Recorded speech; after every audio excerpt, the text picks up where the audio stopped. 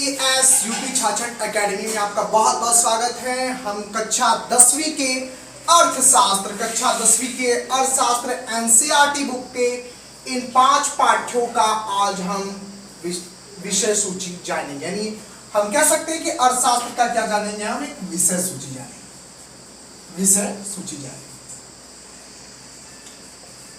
इस बार सत्र 2026-27 जो विद्यार्थी सत्र 2026-27 के यूपी बोर्ड के लिए तैयारी कर रहे हैं उनके लिए ये एकेडमी लेकर आ रहा है अर्थशास्त्र के कुछ पाठ्यों। ये अर्थशास्त्र के ये वो 5 पाठ हैं जो आपको इस साल अध्ययन करने हैं और आपको एग्जाम में ये 5 पाठ से ही प्रश्न पूछे जाएंगे। सबसे पहला है विकास। एक व्यक्ति के लिए विकास का क्या मोल है? एक व्यक्ति के लिए जो विकास है वो दूसरे के लिए विकास कैसे नहीं है? विकास का पैमाना क्या है? लोग काम कैसे करते हैं? संसाधनों का बंटवारा कैसे हुआ? ये सब चैप्टर्स के बारे में हम विकास के अंतर्गत पढ़ेंगे कि लोगों के आर्थिक जीवन क्या है, वो कैसे विकास करते हैं। उसके बाद इसके क्षेत्र जो हैं वो कैसे बटे हुए हैं। इनमें बहुत सारी चीजें हमें यहाँ पर पढ़ने को मिलेंगी। विकास के अंतर्गत हम अपने क्षेत्रों में कितना विकास कर पाए हैं, कौन कौन से क्षेत्र हैं, एक विकसित राष्ट्र में रोजगार इत्यादि पर हम सब पर बात करेंगे इसी में विकास के अंतर्गत। इसके बाद आता है भारतीय अर्थव्यवस्था के क्षेत्र।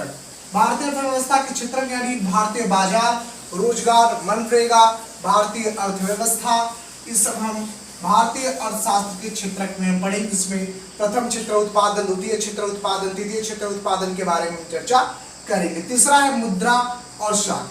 मुद्रा और शाख में मुद्रा था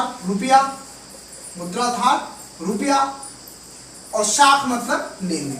यानी कहने का मतलब यह है, शाख का मतलब होता है आधार। आप ये समझ सकते हैं कि मुद्रा जो है वह एक विनिमय का आधार है। विनिमय मतलब लेन देन। तो मुद्रा को कौन जारी करता है? मुद्रा जारी करने का अधिकार किसके पास है? आप जानते हैं कि आरबीआई के पास है। तो मुद्रा और शाख विनिमय का कैसे रूप बना, ये सब हम मुद्रा और शाख के बारे में पढ़ेंगे। यहाँ पर हमसे मुद्रा और शाख मतलब होता है खाता, इसको हम खाता भी कहते हैं। इसका मतलब ये हुआ कि हम यहाँ पर मुद्रा और उससे संबंधित लेन देन के बारे में पढ़ेंगे। इसके बाद आता है वैश्वीकरण और भारतीय अर्थव्यवस्था।